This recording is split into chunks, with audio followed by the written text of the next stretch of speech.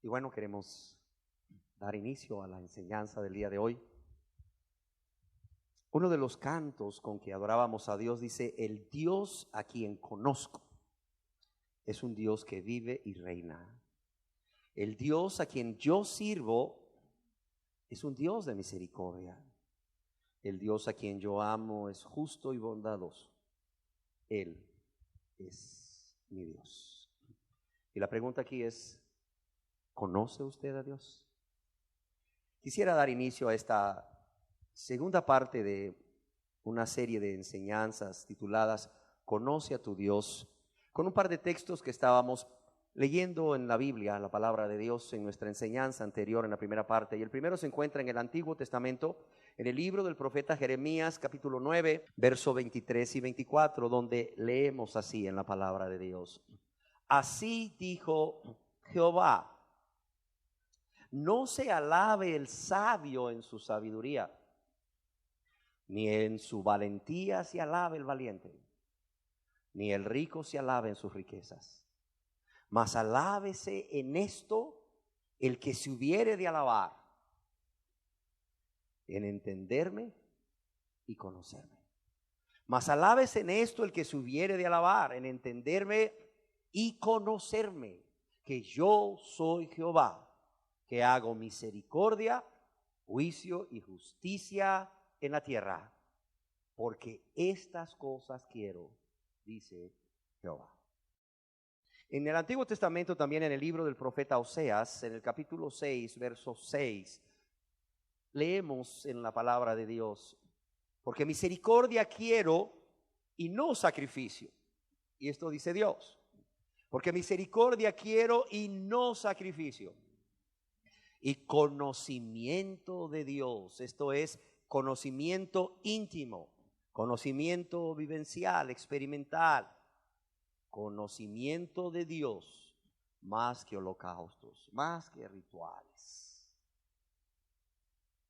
Desde nuestra enseñanza anterior decíamos que el único propósito de esta serie de enseñanzas tituladas Conoce a tu Dios es que usted, al conocer acerca de Dios, usted conozca a Dios. Lo repito, el único propósito es que usted, al conocer acerca de Dios, conozca a Dios. ¿Por qué razón? Porque, como ya decíamos en nuestra enseñanza anterior, no es lo mismo conocer acerca de Dios que conocer a Dios, es decir, conocer su verdadera personalidad, su verdadera naturaleza, su verdadero carácter y sus verdaderos atributos. ¿Por qué? Porque una persona o muchas personas pueden tener un conocimiento intelectual de Dios a través de toda esa información o todo ese conocimiento que llega a nosotros a través de nuestros sentidos, pero óigase bien, no tener ese conocimiento vivencial, ese ginosco, ese conocimiento experimental de Dios, ese conocimiento que viene o que proviene porque Dios mismo se revela al ser humano, a cada persona, a través de o a lo largo de esa relación personal, íntima con Él, y que decíamos da inicio en el mismo momento en que nosotros nos convertimos a Dios en arrepentimiento y fe en la persona y obra de Jesús. El día de hoy yo quisiera hablar, y quizás esto nos lleve más de una enseñanza. ¿Por qué? ¿Por qué conocer a Dios? Yo no sé si usted se ha preguntado alguna vez, ¿por qué? ¿Por qué yo debo de conocer a Dios? ¿O cuál es la importancia o cuán importante es para mí conocer a Dios y no solo conocer acerca de Dios? Yo espero que usted lo haya hecho. El día de hoy, en esta segunda enseñanza de nuestra serie Conoce a tu Dios, vamos a estar dando inicio al estudio de algunas de muchas razones por las cuales usted debe conocer a Dios y no tan solo acerca de Dios.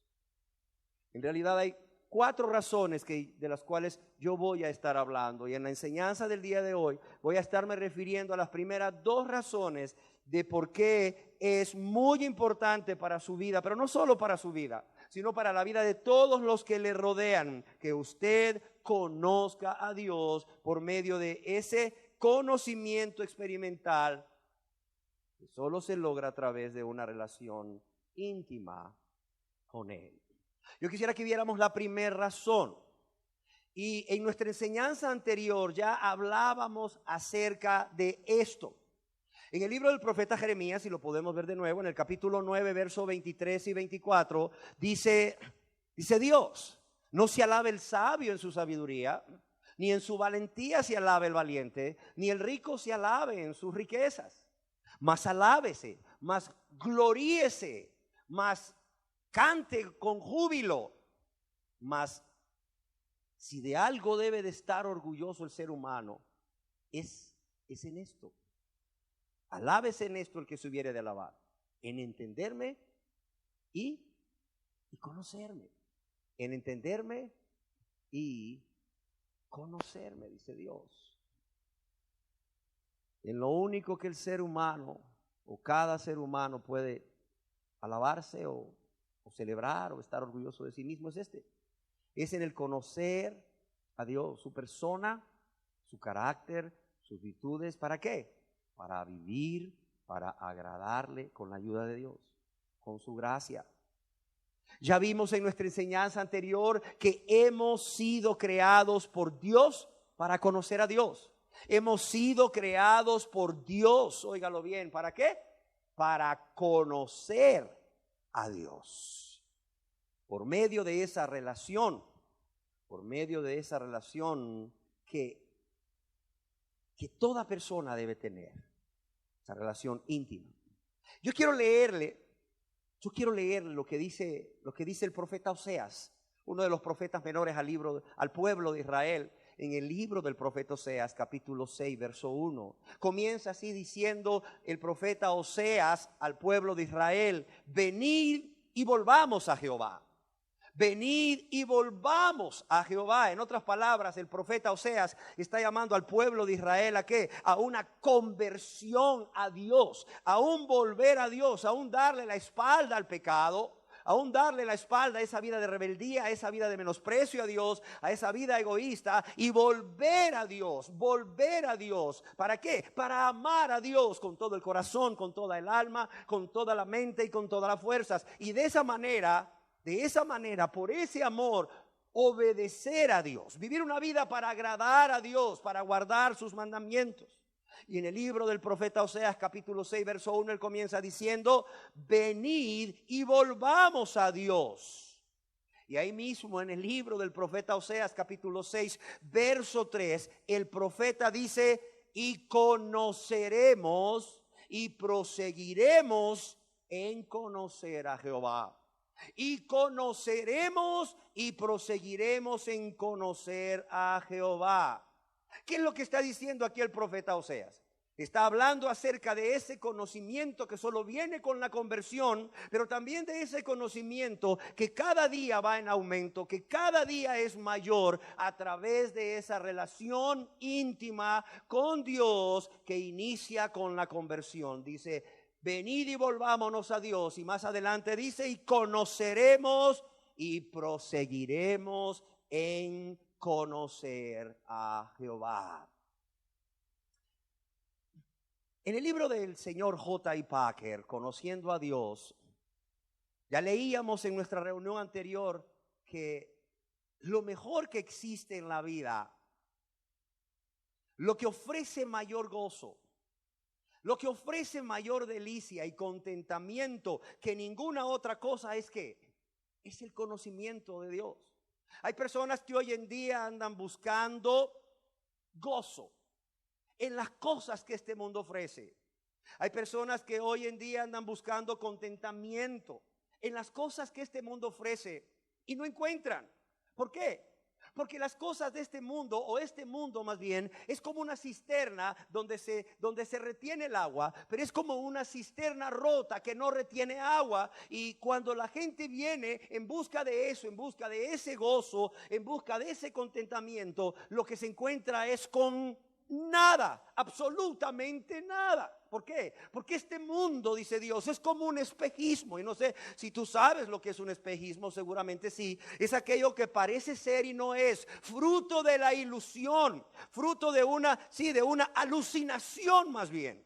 De una alucinación óptica, y eso es muy frecuente en el desierto a través de la sed o por causa de la deshidratación. Las personas ya empiezan a ver cosas que no son, empiezan a tener lo que médicamente se conoce como una alucinación visual. Empieza a ver, no lo sé, un lago, palmeras, un lugar muy fresco, muy agradable, donde la persona va a saciar su sed, va a renovar sus fuerzas. Pero eso no existe. La persona emplea lo que tiene de sus fuerzas, lo que le resta de sus fuerzas, para llegar a ese lugar. Y cuando llega a ese lugar no hay más que arena.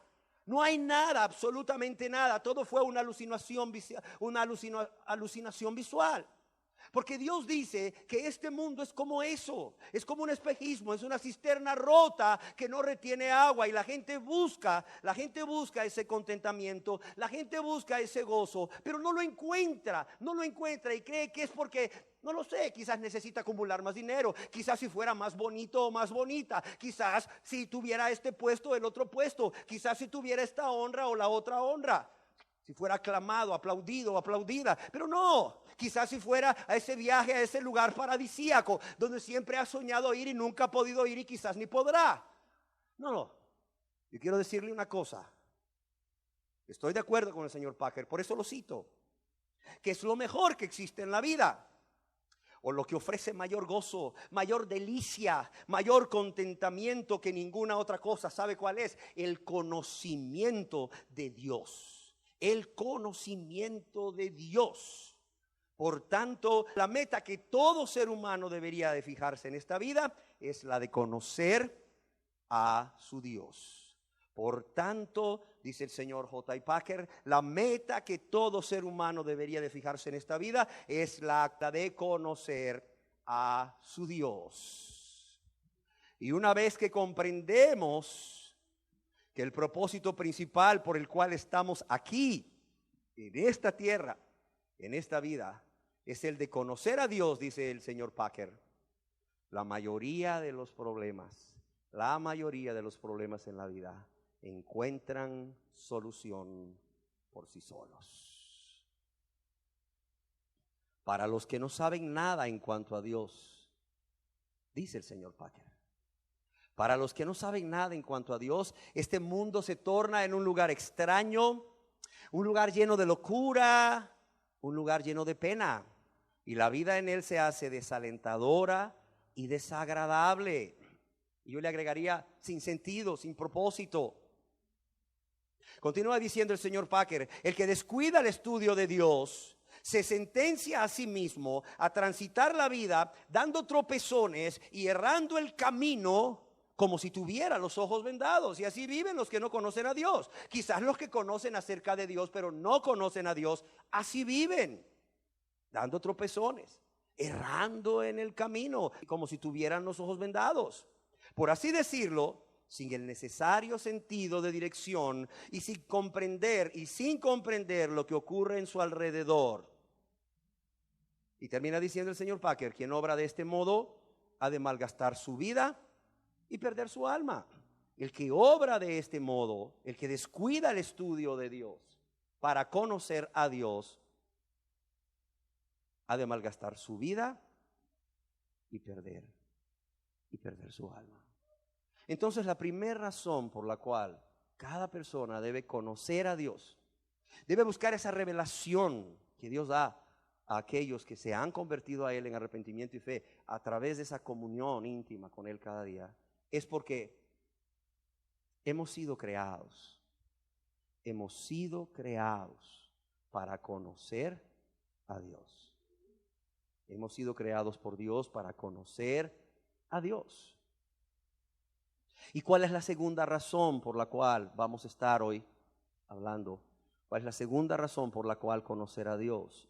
Yo quisiera que me acompañara a el Nuevo Testamento. Ahora, el Nuevo Testamento es la primera epístola del apóstol San Pablo a los Corintios, capítulo 15, verso 34. Porque aquí encontramos esa segunda razón por la cual conocer a Dios. Y dice así el apóstol Pablo a los Corintios, en el capítulo 15, verso 34 de su primera epístola: velad debidamente, abrid bien vuestros ojos. Dice, velad debidamente, ¿y qué? Y no pequéis. ¿Por qué? ¿Por qué? Quiero que repita conmigo. Porque algunos no conocen a Dios. Porque algunos no conocen a Dios. Para vergüenza vuestra lo digo. Oiga bien lo que dice el apóstol Pablo. Porque algunos no conocen a Dios. La segunda razón por la cual debemos de conocer a Dios, debemos tener como nuestra meta el conocer a Dios de esta manera experimental, es por la ignorancia, y lo digo con respeto, por la ignorancia que hay de Dios aún en personas que dicen ser cristianas. Por la ignorancia que hay de Dios aún en personas que dicen ser hijos e hijas de Dios. Aún en personas que dicen ser salvos o salvas por la gracia de Dios. Y cuánto más no habrá ignorancia en aquellas personas que no tienen ningún interés en la persona de Dios y solamente tienen un mero conocimiento de la existencia de Dios. Aquí Dios, a través del apóstol Pablo, en esta primera epístola a los Corintios, capítulo 15, verso 34, nos dice: porque algunos no conocen a Dios. La palabra usada aquí es la palabra griega agnosia. La palabra griega agnosia, que quiere decir no conocer o ignorancia.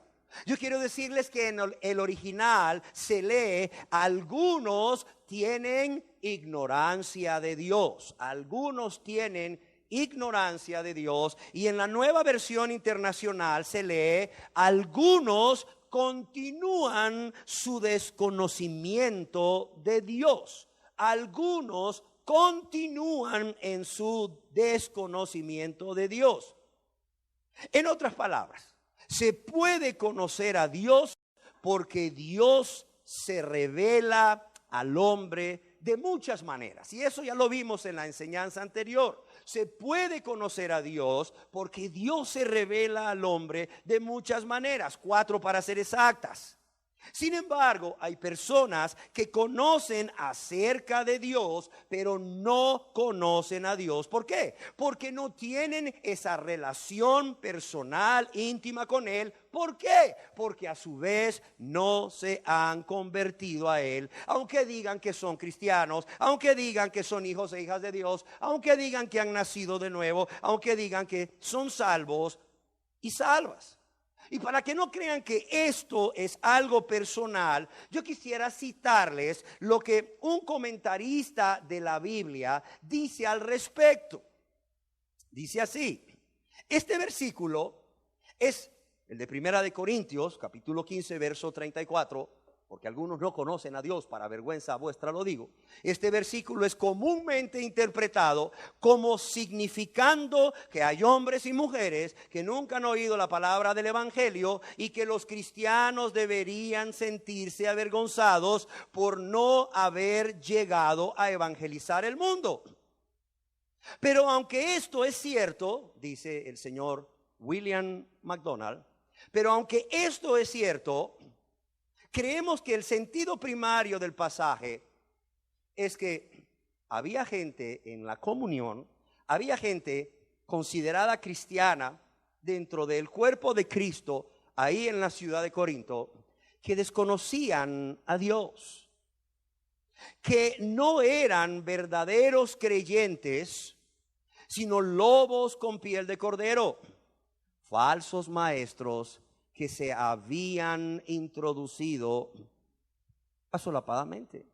Y por causa de no ser diligentes en evitar que estas personas que parecen ser y no son, estuviesen dentro del cuerpo de Cristo, dentro de la iglesia. Es por eso que la moral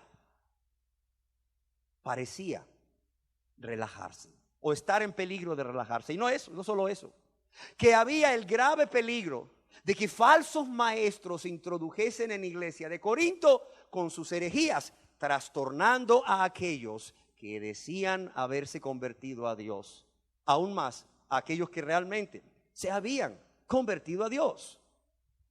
Entonces vemos que hay personas como en la iglesia de Corinto, dicen ser cristianos, que han hecho una profesión de fe, que quizás han pasado al frente en algún lugar, alguna denominación, y no lo sé, quizás visiblemente emocionados, han repetido una oración de aceptar a Cristo, pero no ha habido conversión en sus vidas, no ha habido salvación. No hay una relación, por tanto, con Dios. Y por causa de eso, no tenían ese conocimiento experimental con Dios. Pero no solo eso, ese desconocimiento de Dios, aunque hay mucha información acerca de Dios, no solo se ve en personas que dicen ser cristianos.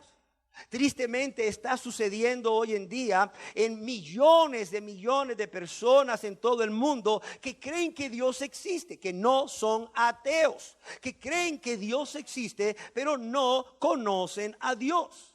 Y un ejemplo en la Biblia, óigalo bien, un ejemplo en la Biblia de cómo una persona puede tener mucho conocimiento intelectual en muchas cosas y aún puede creer de manera intelectual que Dios existe, puede a su vez no conocer a Dios. Aún, óigalo bien, aún que estas personas digan, yo pertenezco a X o Y religión, entendiendo religión como un sistema religioso humano, como una organización religiosa humana, o muy bien entendiendo religión como esa forma o esa manera como el hombre expresa públicamente, como el ser humano expresa públicamente su relación con un ser superior, con un ser supremo o con Dios. Así de sencillo. Por tanto, yo quiero llevarles al libro de los Hechos, quiero llevarles al capítulo 17, quiero llevarles precisamente al verso 22 y 23, donde vemos cómo personas con mucho conocimiento acerca de las cosas de este mundo pueden tener un desconocimiento de Dios. Es el apóstol Pablo, el gran apóstol Pablo está en la ciudad de Atenas, está hablando a los atenienses. Entonces Pablo, puesto en pie en medio del Areópago, en la colina de Marte, donde se llevaba ahí el tribunal de justicia de los atenienses, entonces Pablo, puesto en pie en medio del Areópago, dijo: varones atenienses, en todo observo que sois muy religiosos, porque pasando y mirando vuestros santuarios, hallé también un altar en el cual estaba esta inscripción: al Dios no conocido. Al que vosotros adoráis, pues, sin conocerle, es a quien yo anuncio. Veámoslo de nuevo. Veamos qué dice el apóstol Pablo a estos atenienses. Entonces Pablo, puesto en pie en medio del Areópago, dijo: varones atenienses, en todo observo que sois muy, ¿qué? Muy religiosos. Es decir, que de muchas maneras ustedes manifiestan su relación con un ser superior, con un ser supremo, a quienes ustedes llaman Dios, pero obviamente con D minúscula. En todo observo que sois muy religiosos, tienen muchas formas de rituales, tienen muchas formas de culto para tratar de relacionarse con sus seres superiores, supremos o sus dioses con D minúscula. Porque pasando y mirando vuestros santuarios, hallé también un altar en el cual estaba esta inscripción: al Dios no conocido. Al Dios no conocido. Según el comentarista McDonald's, dice que Pablo inició su discurso con la observación de que los atenienses eran extremadamente religiosos, es decir, eran muy dados a diversas prácticas para manifestar su relación con sus dioses, con D minúscula. Y que Atenas era una ciudad religiosa quedaba claro por el hecho de que tenía la reputación que en ella había más ídolos que habitantes, óigalo bien. Pero a pesar de todo esto,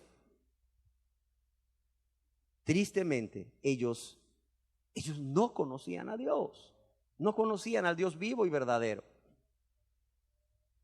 Cuando pasó en medio de los ídolos, él recordó un altar en el cual estaba la inscripción del Dios desconocido.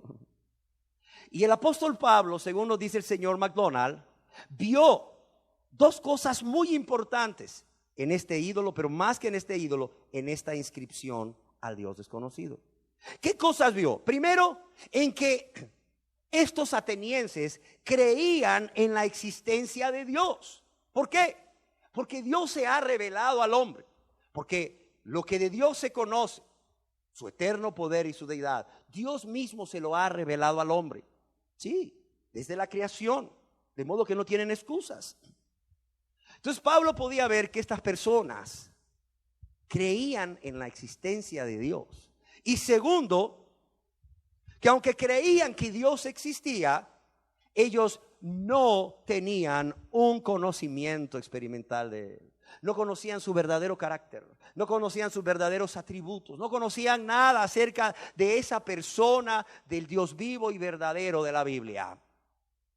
¿Y cuál es el problema cuando hay ignorancia de Dios? ¿Cuál es el problema cuando hay desconocimiento de Dios? El problema es grave. ¿Por qué? Porque este desconocimiento de Dios, esta ignorancia acerca de la naturaleza y el carácter y los atributos de Dios son, óigalo bien, una de las razones por las cuales el ser humano vive una vida de práctica de pecado y no se convierte a Dios. Por eso es que hemos querido traer esto a mención.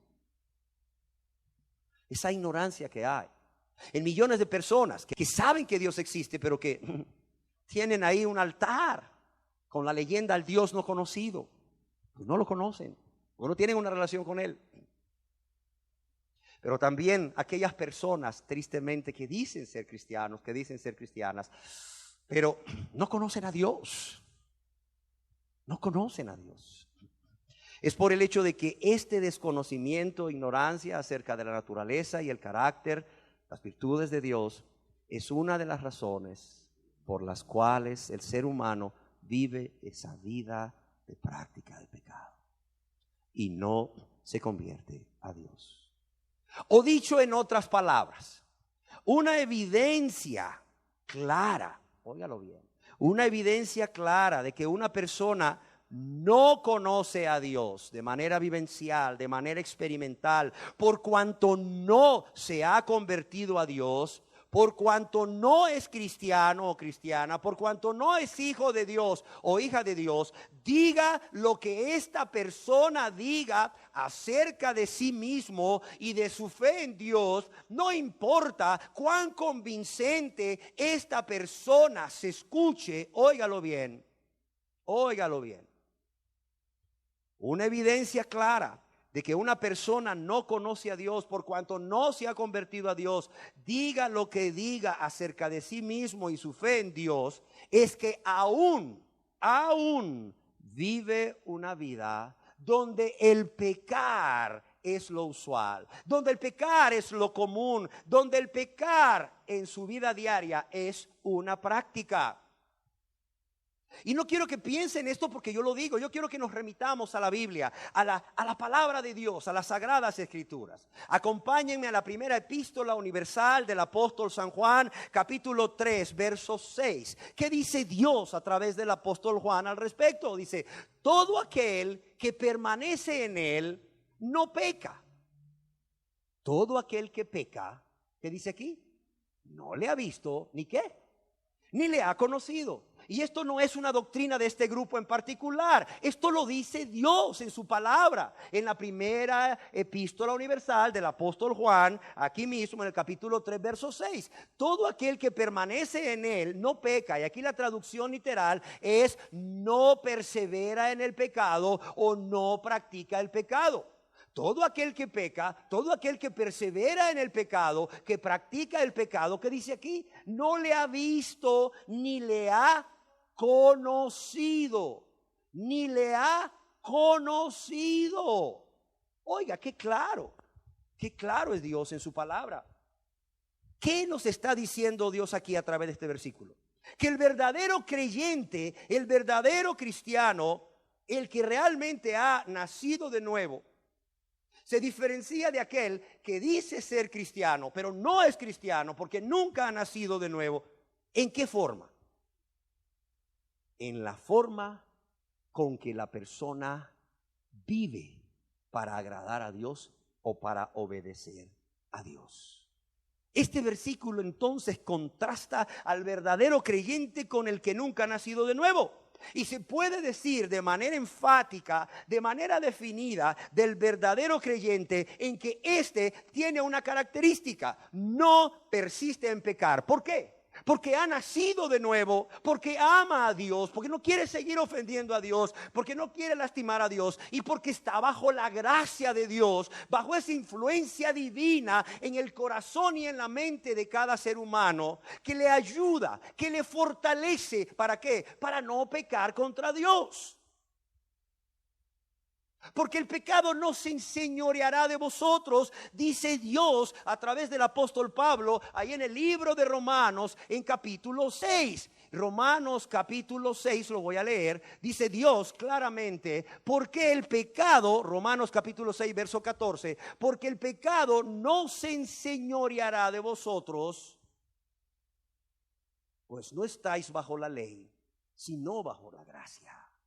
Porque por la gracia de Dios, Cristo al morir en la cruz no solo ha liberado al ser humano de la condenación eterna por causa de sus pecados cometidos de manera consciente y voluntaria, sino que también le ha liberado de la culpa o de la culpabilidad por causa de las consecuencias del pecado, pero también le ha liberado del poder que el pecado tenía sobre su vida. De modo que la persona ahora, con la ayuda de Dios, por medio de esa influencia divina de Dios a la mente y al corazón del ser humano por el Espíritu Santo, es que cada ser humano que ha nacido de nuevo puede vencer la tentación y puede guardarse de caer en pecado y no practica el pecado. Allá por 1760, Adam Clarke, un erudito, un estudioso de la Biblia inglés, un hombre de Dios, decía: todo aquel que pertenece a Dios por fe, amor y obediencia, no practica el pecado. Todo aquel que es realmente de Dios, todo aquel que es nacido de Dios, por la fe en Dios, por la fe que Dios no le va a pedir algo que no pueda hacer, por la fe en Dios que no le va a permitir ser tentado más allá de lo que pueda soportar, por la fe en que Dios va a dar la salida, por esa fe que Dios es todopoderoso para guardarle sin caída y presentarle sin mancha delante de su gloria con gran alegría, por medio de esa fe y por medio del amor a Dios.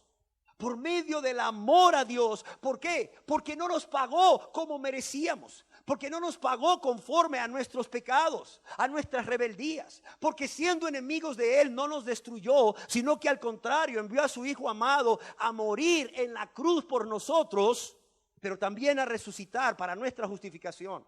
Por amor a Dios que nos hace sus hijos y sus hijas, por amor a Dios que nos hace miembros de la familia de Dios, por amor a Dios que nos cuida, nos guarda, nos protege, nos ayuda, nos auxilia, nos consuela, nos da sabiduría, provisión diaria, etcétera. Por amor a ese Dios que solamente ha sido bueno para con nosotros, por amor a Dios y por obediencia a Dios, con la ayuda de Dios, Dice, el que pertenece a Él no practica el pecado. Porque su corazón ha sido purificado del pecado.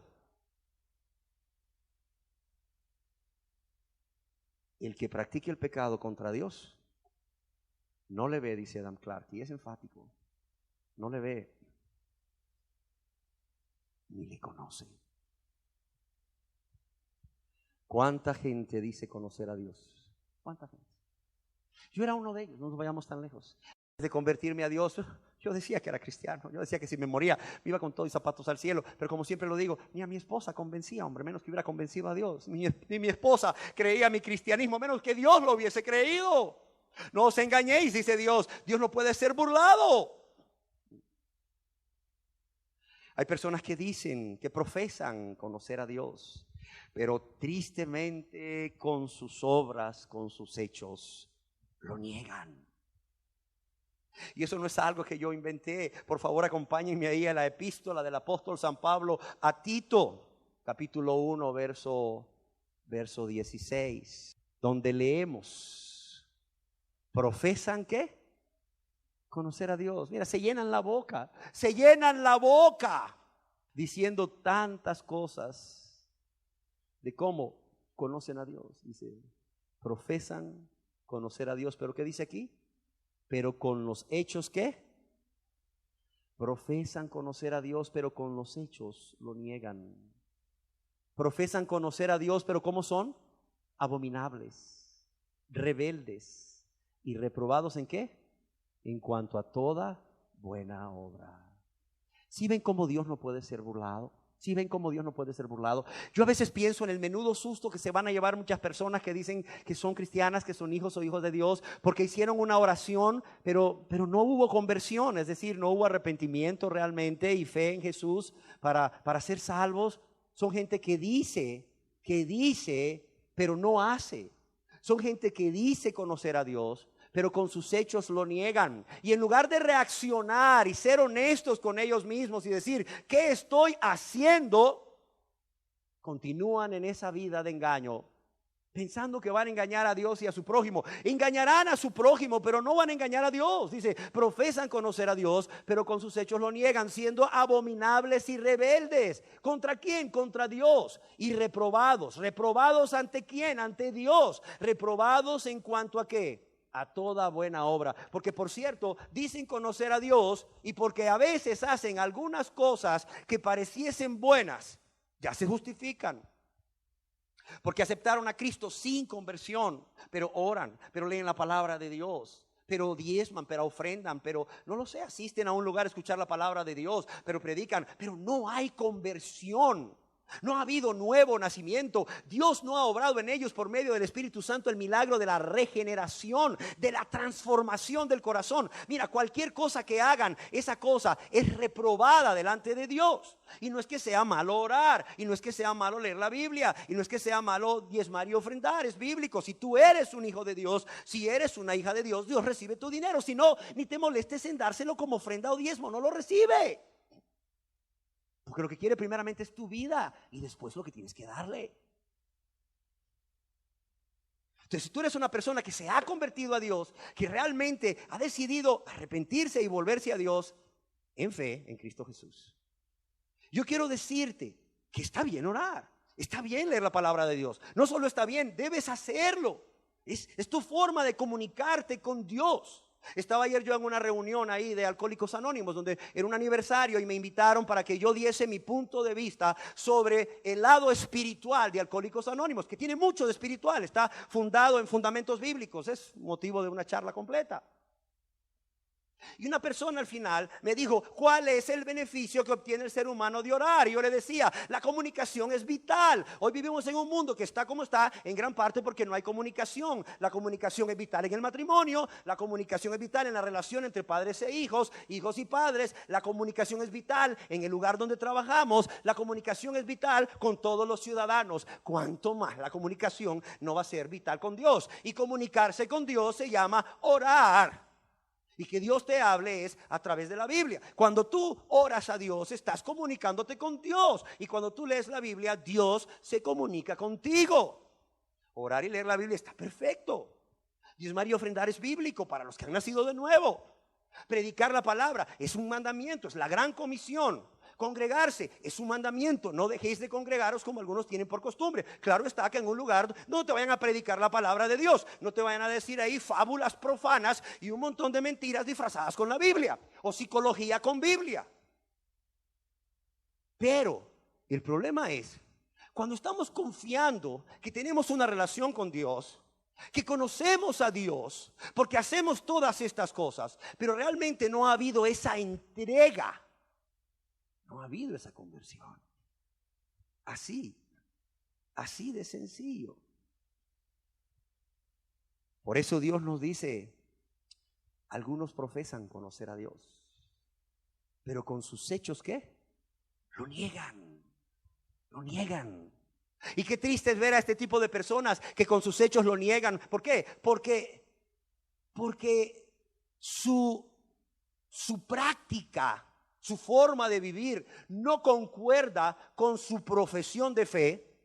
Que cuando tú hablas con ellos y les dices por amor, oiga, usted dice ser cristiano, nueva criatura, pero mire cómo aún sigue practicando el pecado. Mire, siguen sus enojos, siguen sus pleitos, siguen sus celos, siguen su fornicación, siguen su adulterio, siguen sus mentiras, siguen su borrachera. Oiga, mire cómo usted sigue en su inmundicia, en su lascivia, sigue en su envidia, en su enemistad, en su rencor o amargura, en su soberbia, en su robo, en su amor al mundo y las cosas del mundo. Usted sigue practicando eso. ¿Cómo puede usted creer que es hijo de Dios? Y te dicen, ay sí hermano, es que yo soy hijo de Dios, porque no es por obras, es por fe la salvación. Si es cierto, la salvación es por fe y fe en Jesús, en lo que Él hizo al morir en la cruz y al resucitar con poder al tercer día. Pero ¿qué nos dice Dios a través de Santiago? Que la fe salvadora, la fe bíblica para salvación, es una fe que se manifiesta, ¿por qué? Por obras de justicia hechas por amor. Es la fe que obra por amor. Es la fe que da frutos dignos de arrepentimiento. Es la fe que da frutos que manifiestan que ha habido un arrepentimiento y conversión. De modo que Santiago y Pablo no se contradicen. Pablo dice que somos salvos por la fe en Romanos. Y Santiago dice, sí, somos salvos por la fe. Pero el que ha sido salvo por la fe tiene una fe que obra por el amor, que le lleva a vivir en justicia, que le lleva a vivir en santidad, que le lleva a aborrecer el pecado, que le lleva a agradar a Dios. De modo que la persona no practica el pecado, no practica el pecado. Yo quiero decirles también que en Primera de Tesalonicenses capítulo 4 verso 5 leemos nuevamente al respecto. No solo quisiera darles un texto. ¿Por qué? Porque no vaya a ser que un texto fuera de contexto, ¿verdad?, cree una herejía. No, vamos a dar varios textos. En la primera epístola del apóstol San Pablo a los Tesalonicenses, capítulo 4, verso 5, hablando Dios más bien a estos cristianos acerca de cómo vivir con sus esposas, acerca de la santidad de la relación matrimonial. ¿Cómo les dice que vivan? No en pasión de concupiscencia. ¿Como quién? Como los gentiles que ¿qué? Que no conocen a Dios. Como los gentiles que no conocen a Dios. Y cuando se refiere como los gentiles que no conocen a Dios, está hablando de personas que no eran convertidas. No eran convertidas. Y aquí es claro. Aquí vemos cómo antes de su conversión, ninguna persona puede tener ese conocimiento experimental de Dios. Puede tener esa revelación que Dios da por medio de su Espíritu Santo a través de esa comunión íntima. Sí, puede tener un conocimiento intelectual a través de la creación. Así nos lo dice Dios, que Él se revela a través de lo creado. Puede tener ese conocimiento intelectual a través de ¿qué? Pues a través de la palabra de Dios, que desde principio a fin decíamos, no hace otra cosa más que Dios revelarse al hombre. La palabra de Dios no hace otra cosa que manifestar cómo Dios en su gran amor quiere revelarse al hombre. Pero también puede tener ese conocimiento intelectual por medio de Jesús. El que me ha visto a mí, ha visto al Padre, decía Jesús, ya lo mirábamos. Y la persona, decíamos, puede hacer un estudio profundo de cómo cada libro del Antiguo Testamento revelaba a Jesús, por ejemplo. Y puede hacer un estudio exhaustivo de todos los 4 evangelios y de esa manera tratar de tener el conocimiento más completo acerca de la persona de Jesús y a través de la persona de Jesús del Padre. Pero ese ginosco, ese conocimiento experimental, ese conocimiento de Dios que proviene del Espíritu Santo, que Dios da por medio de su Espíritu Santo, a los suyos, a los que le aman, a los que tienen una relación personal con Él, no la puede tener ninguna persona antes de su conversión. Como los gentiles, dice, que conocen a Dios a media, dice, ¿verdad? No, como los gentiles, es categórico, como los gentiles que no conocen a Dios. Es más, en la epístola del apóstol San Pablo a los Gálatas, en el capítulo 4, verso 8, vemos esta verdad confirmada. Y vemos cómo estas personas no solo no pueden conocer a Dios de manera experimental, sino que viven para servir a otros dioses. ¿Qué le dice el apóstol Pablo a estos cristianos de la ciudad de Galacia? En el capítulo 4, verso 8 de su epístola. Ciertamente les dice, en otro tiempo, no conociendo a Dios. Les está hablando de cómo vivían en otro tiempo. Tenemos aquí el verso 7, por favor. Dice, así que ya no eres esclavo. ¿Esclavo de qué? Esclavo del pecado. Esclavo de tus concupiscencias, sino hijo. Está hablando a cristianos. Y si hijo, también heredero de Dios por medio de Cristo. Y les dice, ciertamente, o sea, lo que les voy a decir es cierto, dice Pablo. En otro tiempo, no conociendo a Dios, antes de tu conversión, no conociendo a Dios, servíais a los que por naturaleza no son dioses. ¿Qué dice Pablo? Que cuando la persona no se ha convertido a Dios, no solo no conoce a Dios, sino que sirven a los que por naturaleza, ¿qué dice aquí? No son dioses. Y lo que es peor, aquí no hay grises. O sirves a Dios, o sirves a quién. ¿A quién? No los oigo. Exacto. O sirves a Dios, o sirves al diablo. Dirán algunos, o sea que si yo no me he convertido a Dios, entonces estoy sirviendo al diablo. Sí, así es.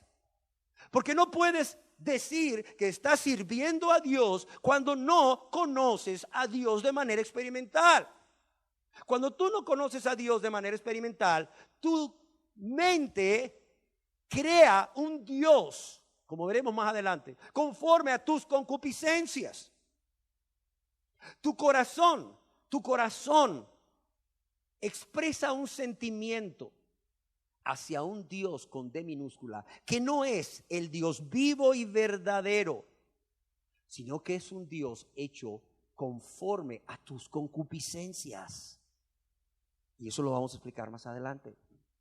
De modo, querida persona, que si tú no eres una nueva criatura, de modo que si no estás en Cristo Jesús, ¿y cómo saberlo? Las cosas viejas pasaron, dice, he aquí todas son hechas nuevas. He aquí las cosas viejas pasaron. Esa vida egoísta, esa vida de rebeldía, esa vida de menosprecio a Dios, esa vida de pecado, esa vida pasó. Las cosas viejas pasaron. He aquí todas son hechas nuevas. O Dios por medio de su gracia, por medio de esa influencia divina, tu mente y tu corazón te lleva a hacer lo que le agrada a Él. Te lleva a obedecerle a Él, a hacer su voluntad. No eres nueva criatura. Porque el que está en Cristo Jesús, el que es nueva criatura, las cosas viejas pasaron. He aquí todas, dice, todas son hechas nuevas. Y si tú no has tenido esta experiencia, que es conocida como la regeneración, el nuevo nacimiento, la conversión, entonces tú ni conoces a Dios y estás sirviendo al diablo. Así de sencillo. Te parecerá muy duro, pero es así. O sirves al Dios, o sirves al diablo. Punto. Así es. O guardas fidelidad a Dios o guardas fidelidad al diablo. O amas a Dios o amas al diablo. Aquí no hay medias tintas, no te engañes, no te engañes. ¿Cómo sabemos eso?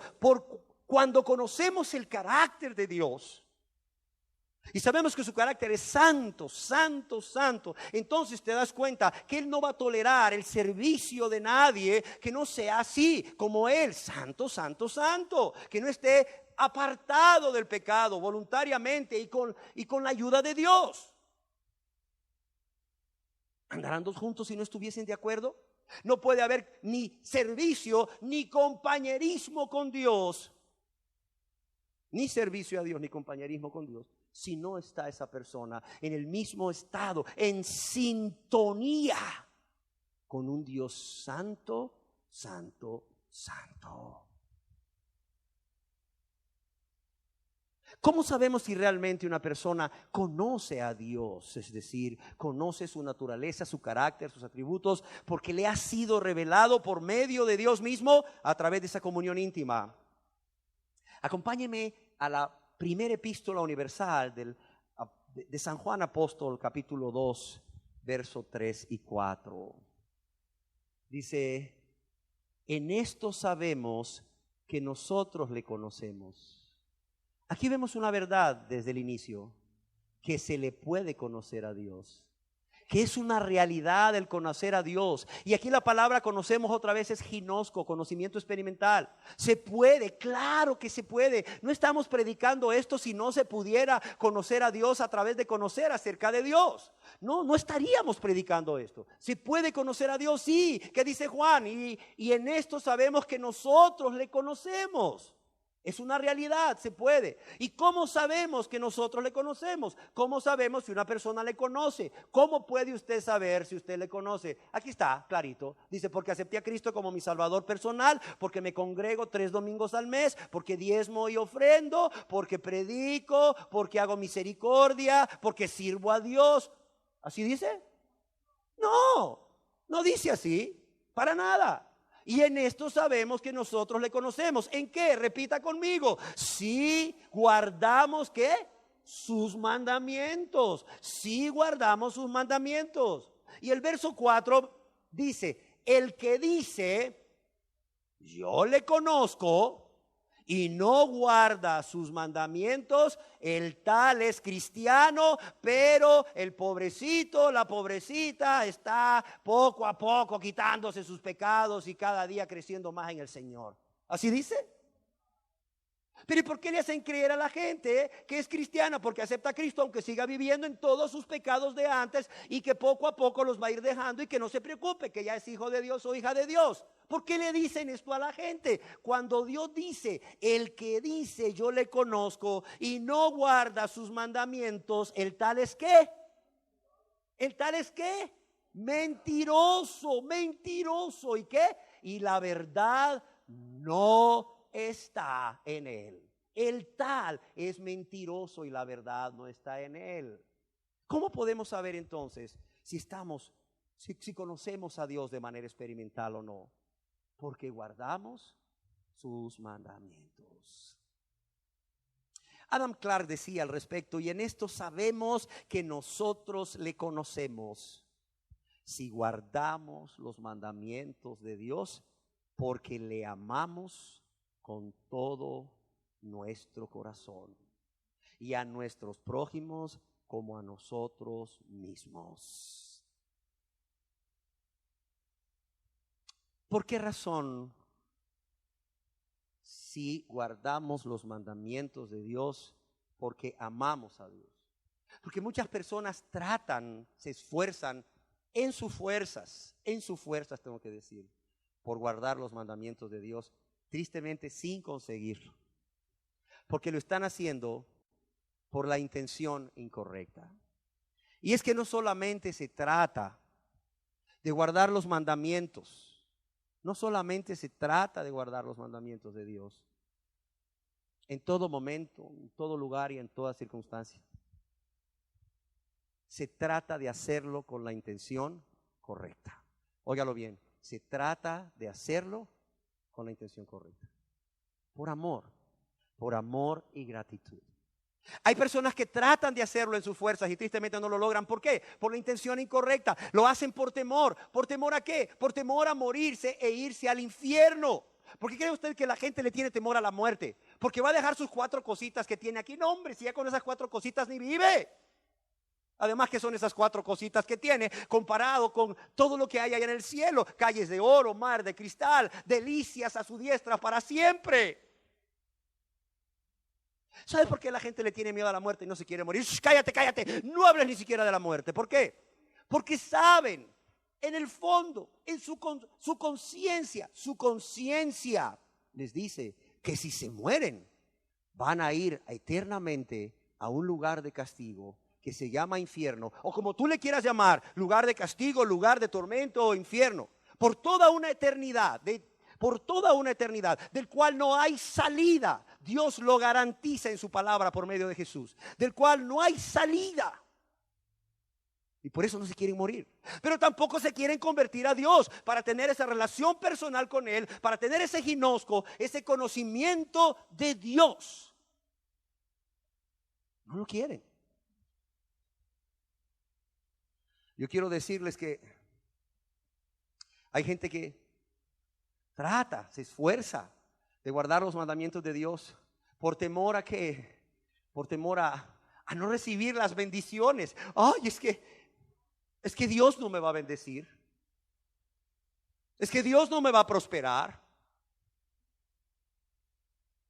Pero no solo eso. Hay personas que guardan o tratan de guardar los mandamientos de Dios, no por temor, sino por interés. En interés en el cielo. A ver, si yo les dijera aquí, levante la mano el que se quiere ir al infierno, pues nadie la va a levantar. Si yo les dijera, levante la mano el que se quiere ir al cielo, pues todos la levantaríamos, ¿no? Yo sería el primero. Por interés. Por interés. Pero no por amor. No por ese amor que se caracteriza, porque no busca lo suyo, no es interesado. En esto sabemos que nosotros le conocemos, dice Adam Clark, si guardamos los mandamientos de Dios porque le amamos con todo nuestro corazón. Cuando amamos a Dios con todo nuestro corazón y obedecemos a Dios, damos la prueba más completa de que tenemos el verdadero conocimiento de Dios el Salvador y su Cristo. Examínese a usted mismo. Examínese a usted misma. ¿Cuál es el lugar que ocupa el pecado en su vida? ¿Hay una práctica de pecado en su vida? ¿Es lo usual cada día? ¿Es lo común cada día?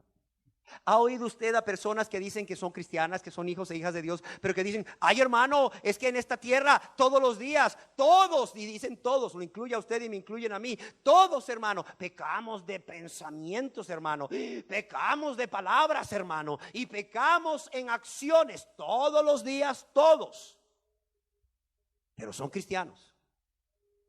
No. Leamos de nuevo ahí 1 de Juan capítulo 2. Verso 3 y 4, por favor. A ver si es cierto que esas personas que dicen que todos los días pecan de pensamientos, pecan de palabras y pecan de obras, ¿son cristianos? ¿Qué dice? Dice, en esto sabemos que nosotros le conocemos. ¿Sí qué? Si guardamos sus mandamientos. El que dice yo le conozco y no guarda sus mandamientos, el tal es mentiroso y la verdad de Dios no está en él. ¿Y qué decir del texto que leíamos de la primera epístola universal de San Juan Apóstol, capítulo 3, verso 6? Dice, todo aquel que permanece en él no peca, es decir, no persiste en pecar, no practique el pecado. Todo aquel que peca o que practique el pecado no le ha visto ni qué, ni le ha conocido. No le ha visto ni le ha conocido. William MacDonald dice, guardar su palabra significa no solo la obediencia a lo que es escrito, sino un deseo para hacer lo que sabemos que le agradaría. Y esto me encanta, dice, guardar su palabra significa no solo la obediencia a lo que es escrito, sino también un deseo por hacer lo que sabemos que le agradaría. Si Dios dejara claramente expresado aquí en la Biblia todo lo que debemos de hacer con respecto a todas las cosas de nuestra vida, la Biblia no sería un volumen, serían 40 volúmenes o 40 tomos, imagínense. Dios nos ha dejado mandamientos, pero nos ha dejado también instrucciones claras de cómo regirnos o de cómo vivir en esta vida. De modo que podemos ir a la Biblia, aunque no haya un mandamiento que diga, haz esto o no hagas aquello. Dios ha dejado en su palabra una idea clara de cómo debemos proceder en ese momento y si realmente conocemos a Dios, no solamente vamos a desear obedecer lo que está escrito, sino que va a haber un deseo para hacer lo que sabemos que le agradaría. No sé si me explico. En otras palabras, el que conoce a Dios no solamente hace de inmediato lo que ya sabe por lo que está escrito, como un mandamiento, que debe hacer o no hacer, sino que inmediatamente, cuando no lo tiene muy claro, porque no hay un mandamiento muy claro, la persona va a Dios y le dice, Señor, ¿esto que voy a hacer te agradaría o no te agradaría? Este pensamiento que ha venido a mi mente, ¿te agradaría? ¿Te agrada o no te agrada? Este sentimiento que ha venido a mi corazón, oye, ese sentimiento, Señor, ¿te agrada o no te agrada? ¿Por qué? Porque el deseo de su vida es hacer lo que sabemos le agradaría. O buscar en caso de no saber. Buscar en oración qué es lo que realmente le agradaría a Dios. Y detenerte, mientras no tengas paz, mientras no tengas claridad, detenerte y estar en esa oración perseverante. Hasta saber realmente de parte de Dios, porque Dios contesta, créamelo, así como Dios oye, Dios contesta. Y cuánto más si lo que le estás pidiendo es, Señor, ¿qué quieres que yo haga? Como aquel Saulo de Tarso, el día de su conversión, y siempre. Y de ahí no te mueves hasta que Dios te haga entender lo que realmente Él quiere para ti en esa situación puntual. Dice el señor William MacDonald, el cristiano, el que realmente es nacido de nuevo, el que conoce a Dios, desea guardar sus mandamientos y hacer aquellas cosas que le agradan a Dios.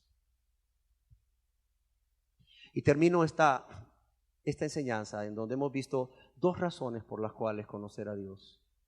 Porque hemos sido creados por Dios para conocer a Dios y porque algunos no conocen a Dios de los que dicen ser cristianos tristemente y millones de personas de las cuales no tienen ningún interés en Dios más que de Dios solo el mero conocimiento que existe, no conocen a Dios. Y termino citando las palabras del apóstol Pablo a los atenienses en el libro de los Hechos, capítulo 17, verso 23 y verso 26 y 28, que dice así: porque pasando y mirando vuestros santuarios, hallé también un altar en el cual estaba esta inscripción: al Dios no conocido. Al que vosotros adoráis, pues, sin conocerle, es a quien yo os anuncio. Y el verso 27 dice, ¿para qué? Para que busquen a Dios, si en alguna manera, palpando, puedan hallarle. ¿Y qué dice aquí? Aunque ciertamente no está ¿qué? No está lejos de cada uno de nosotros. Repito, para que busquen a Dios, si en alguna manera, palpando, puedan hallarle, aunque ciertamente no está lejos de cada uno de nosotros. ¿Por qué? Porque en Él vivimos. Porque en Él vivimos, dice, y nos movemos, y somos, como algunos de vuestros propios poetas también ha dicho, porque linaje suyo somos. Porque en Él vivimos y nos movemos. y somos. Porque en Él vivimos, porque en Él nos movemos y somos, es que Él no está lejos de ninguno de los que realmente le buscan para conocerle. ¿Por qué? Porque Él es la fuente misma de nuestra existencia. Y Él lo sabe. Dios lo sabe. Dios sabe que esta vida sin Él no es vida. Y tú lo sabes también. Tú sabes que esta vida sin Él es ¿qué? Es un remedio de vida. No es vida. Porque Él es la fuente misma de nuestra existencia. Por eso es que necesitamos conocer a Dios. Porque aunque no queramos reconocer que Dios es el Señor, y aunque las personas se resistan a convertirse a Él, a rendirle su voluntad y su vida a Él, Él no solamente es la fuente misma de nuestra existencia, de Él procede la vida misma, óigalo bien. Él es la fuente de vida para usted y para mí. Y sin Él no podemos hacer nada. Si usted cree que usted puede continuar su vida viviendo nada más con un conocimiento acerca de Dios, pero no con ese ginosco, no con ese conocimiento vivencial, experimental, haga un alto hoy y medite. Usted fue creado por Dios para conocerle a Él. Esa ignorancia que usted tiene acerca de Dios es una de las razones por la cual usted sigue practicando el pecado, lo cual manifiesta que ni es hijo de Dios, ni es hija de Dios, ni le conoce. Pero no solo eso, usted sigue lastimando a Dios con su vida de práctica de pecado. Usted lo sigue lastimando, usted le sigue provocando dolor en su corazón, usted le sigue ofendiendo y usted sigue ofendiendo a su prójimo, sigue lastimando a su prójimo, sigue provocando dolor en su corazón a su prójimo también. Pero no solo eso, acuérdese, Dios no está lejos de usted, Él está ahí, cerca de usted, de modo que usted pueda conocerle. Y la razón es porque Él sabe, y usted también ahora lo sabe, Él es la fuente misma de su existencia. De Él procede su vida sin Él no es vida, es un remedio de vida, es una caricatura de vida, es una fotocopia en blanco y negro, burda de vida. Por eso yo le recomiendo de todo corazón que usted no se contente nada más con un mero conocimiento acerca de Dios, sino que usted también proceda a través de este conocimiento acerca de Dios a conocer a Dios, a tener esa revelación de Dios por medio del Espíritu Santo a lo largo de esa relación íntima con Él. ¿Por qué? Porque sin Él no podemos hacer nada y sin Él nada somos. Dios seguirá siendo Dios sin usted y sin mí. Usted y yo no somos nada sin Dios. Demos gracias a Dios. Señor, queremos darte gracias por ese amor y esa misericordia que manifiestas al querer revelarte a cada uno, Señor, de los que aún no te conocen. Ese amor y esa bondad que manifiestas al exponer a cada persona cuál es realmente su condición, de cómo no te conoce, aunque diga lo que diga, si aún en su vida hay pecado, hay práctica de pecado. Para que nadie se engañe, Señor. Para que nadie se engañe. Porque tú, oh Dios, no puedes ser burlado.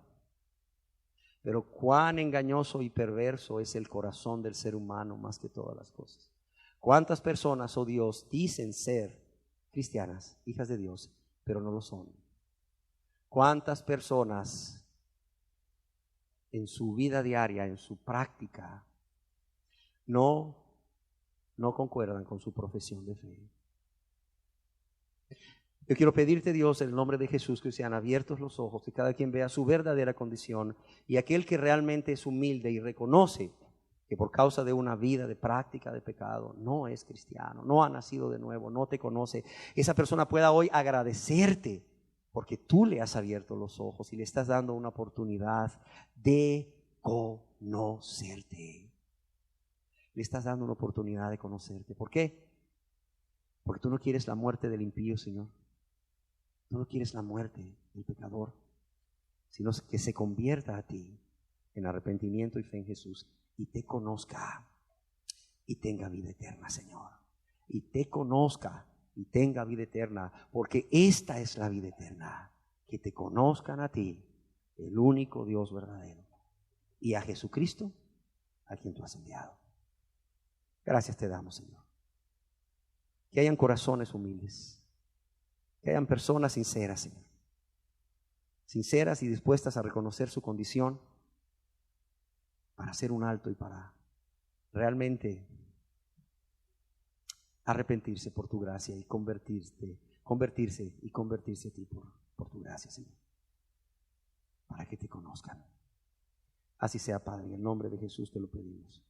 Amén.